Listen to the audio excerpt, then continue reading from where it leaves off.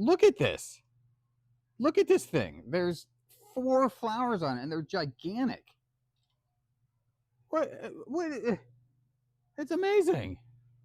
After years of experimentation, I pot all of my orchids the exact same way. All of them. So get ready. This is what you're going to learn today. It's going to totally change. Well, maybe not totally change. It's going to probably change the way that you pot your orchids going forward. I know what you're thinking. Right now you're thinking, that is the cutest cat you've ever seen. This is my cat, Stinky. Stinky is a great cat, and he loves me. Why is it that some animals like get attached to some people? I have a couple other cats, and they hate me, but they love my wife. Very strange. So, I know what you're thinking. Right now you're thinking to yourself, how is this happening? This is the second video in 2 days. 2 days in a row, you are receiving wisdom from Dave's Orchid Oasis. I know it's a lot to take in, but get ready. All right, let's talk terracotta pots. Why do I not use them? No, there's nothing wrong with them per se. Like, I don't want to like totally trash them. They're good because they breathe, right? Like water comes out of them back in. So they're good in that sense. I mean, you're still, packing stuff in there and it doesn't dry out as quickly as possible. Orchids want to dry out quickly.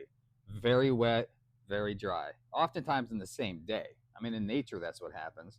So I just find that this is not ideal. So I've stopped using these. All right, next up. What about these guys? These cool plastic baskets. You can hang them up. How cool this is. I'm really into bifoliate cattleya. Bifoliate cattleya, remember, they have 2 leaves sticking out of each shoot. And they usually have like a cluster of flowers versus like one big flower or a couple big separate flowers. I don't know. They're pretty cool. White one.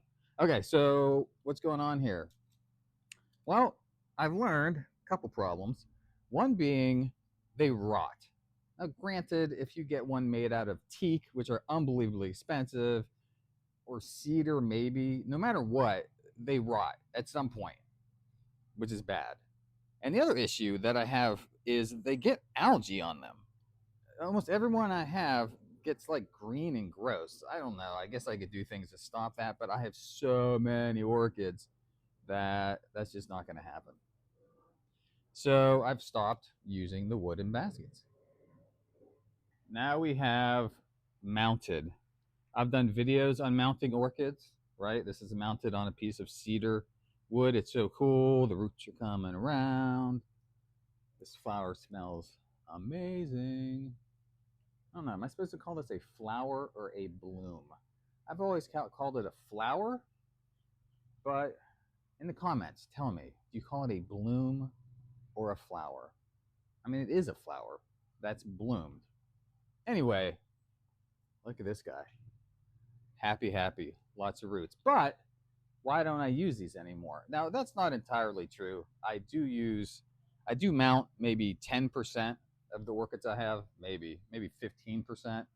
And the reason for that is they don't grow as quickly or as large as ones that are in pots where they're growing vertically. And the reason why that is that's just how they've been grown. So they get used to that pattern. So if you go to a nursery and you get a pot that is, when they're none of them are mounted. So you get, an orchid and it's been growing up its whole life. And then you stick it on like this, it takes a little adjustment for it to now be growing out. And also, I've never seen one of these get absolutely enormous like I have with some of the ones that I have in actual pots. So nothing. This would be a close second. There's nothing wrong with it. I think it's really cool looking. It's probably the most cool looking way, but I don't think you get maximum growth out of these mounts. Okay, this is an oncidium. It looks kind of sad. It's not healthy. It didn't grow very well. I have many other Oncidium that are much healthier. So what's going on here? Bad pot, right? Ceramic pot. It can't breathe. It doesn't get dry like it wants to. It's a sad Oncidium. So I very much stay. These are definitely a no-no. Stay away from anything that doesn't allow it to breathe. The ceramic pots are fine, right? I'm sorry, the terracotta pots are fine, but these, nope, don't do it. Wait, I'm back. Okay, one negative about this is it's heavy. That is one issue, which becomes more and more of an issue as these things get bigger, and then as I get older, I won't be able to lift it anymore because I will become an old man. It happens to everyone, right? It happens to everyone. Okay, so not only am I going to show you what pot I use, I'm going to pot something in it, okay? Because that's important. Dun, dun, dun, dun. Okay, let's talk. They're not the most beautiful things in the world. You got to get past that, in my opinion. Why these are amazing. They last literally forever. They will never rot. They don't get algae. They're lightweight. They have tons of airflow. They just work. They are the ultimate place to put your orchids. So let's talk about exactly how I pot things in here. I normally would not repot this guy because it's still blooming, but it's the only thing I have to repot. So it is what it is. Do you notice how everything's blurry behind me? I must have it on some sort of setting. It's kind of cool, I think. Let me know in the comments if you like the blurry. I guess you can't see the orchids exactly behind me, but you do get a general fuzzy sense. It's very cinematic. It looks very, very advanced, sophisticated. Okay, we can see plastic pot. We all know this is bad. We do not like these, right? Because air cannot come in and out. Don't like them. So we're all never keep your orchid in one of these pots. Kind of squeeze it, pull it out. You got to be careful if it has one of these clippy things. And also, don't lose the tag. I lose the tag at least half the time. I forget about it. Okay, here we are. Now, if you watch any YouTube video when it comes to something like this, they talk about when you repot something, you want to make sure there's no like decaying media, and you want to get stuff away from the roots. No, don't do that. Just don't do it. I think anyone that's like a professional grower is going to agree with me on this one, because everything is okay. Wait, can you? It's not decaying. I mean, this thing was planted, I don't know, 5 years ago, and they used pretty high quality media. So why strip all of this stuff out of here? I mean, if you see it being really rotted, I don't. I never really see them rotted. So if you do clean all of this stuff off, what happens? What happens? Orchid gets mad. Orchid says, "Why would you do that to me? Now I'm upset, and you tore everything away from my roots, and I'm not going to bloom for a year or two." That's what they say, and that's what happens. So I, generally speaking, 95% of the time, do not strip every piece of media out. So maybe if I, okay, that's enough. Okay, so now we get our basket. We look at where the growth is coming from, right? So it looks like most of the new growth is on this side. So when we put it in the basket, we want the new growth to have some room. So, we push the non-growth side to the side and kind of smush it against the pot. And then the new growth side, that's where the gap is. I don't know how helpful that is. Okay, hold on, next step. This is also going to be controversial. So people are going to say, well, what do you pot it in? And I'm going to say, I pot it all in the same thing. And you're going to say, that is crazy. I have all these mixes and I see all these things on the internet where it's like half this, a quarter this, 10% this, gotta make the perfect ratio. I don't think that's true because at the end of the day, orchids want to get wet and then dry, wet and then dry. It doesn't matter what the media is. It doesn't. You just have to find something that will get wet, and don't find anything that'll stay wet too long. Also, and this is very important, I water my plants almost every day. So that really is a very important thing to remember. I'm a little bit crazy about this. So I water my plants every day because that's what they want and that's what they like and that's what makes them thrive. And that's why I have these massive plants with big blooms. It's as simple as watering every day. I know that's a lot of work. My hose, I have this like nozzle that puts out as much water as possible. It takes less time than you'd think. So you can use bark or lecha balls or perlite, or I say no to all of it. No to all of it. Let's keep this simple. We're going to use one single media for everything. Well, except for like terrestrial stuff, but I don't really deal with that stuff that grows in the ground. Okay, you ready? This is it. Dun, dun, dun, dun, dun. Charcoal. Why in the world would I put everything in charcoal? Well, it's dirt cheap. You can just go to Home Depot and get charcoal. Make sure it's not the one with lighter fluid in it. But it's like hardwood lump charcoal. It's like $10 a bag. Very inexpensive. Orchids love it. It's the texture is exactly what they want. There's all kinds of chemical properties that they want. It lasts basically forever. I mean, technically, it probably breaks down at some point, but it will be there for a long, long, long time. It's lightweight. I don't know what else you could look for in a media, right?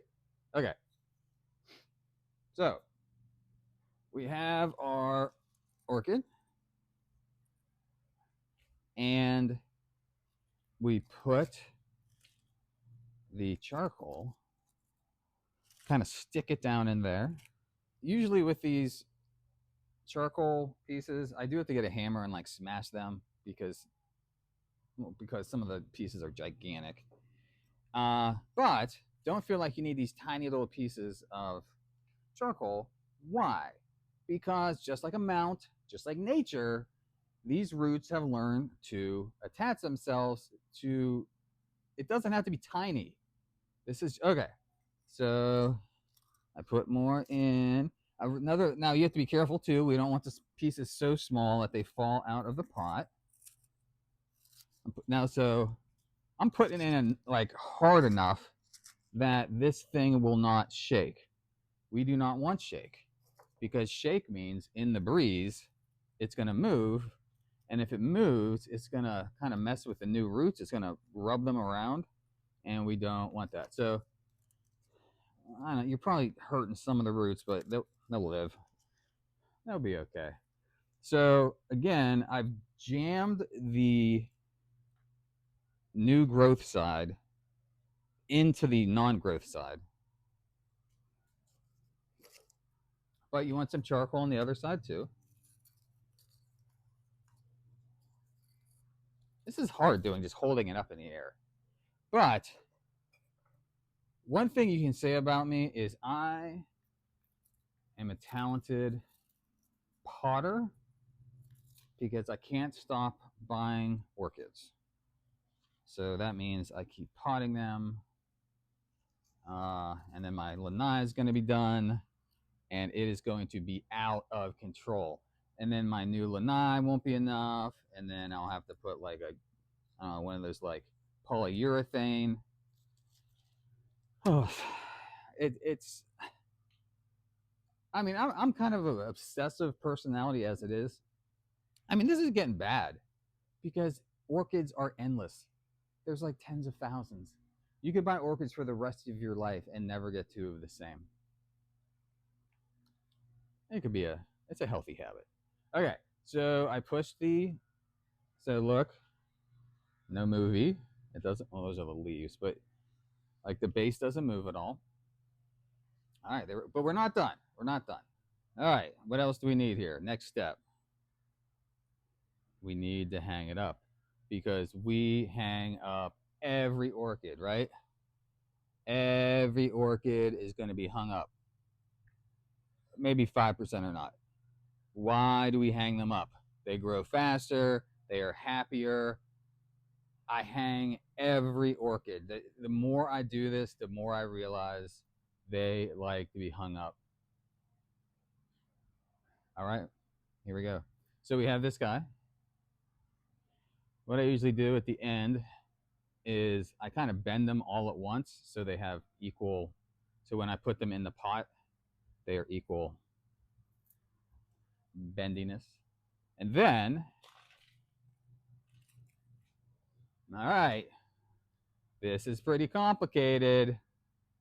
So pay attention. If you're cooking or doing something, stop and look at what's happening here. So you see these pots, they have holes in them. So you take this and you put it in the hole. That was really sarcastic. Let me do it and I'll come right back. All right, here it is. So there's 3 holes. I put them in there. I think you can handle that. So now it hangs. It's happy. It doesn't shake. What's this?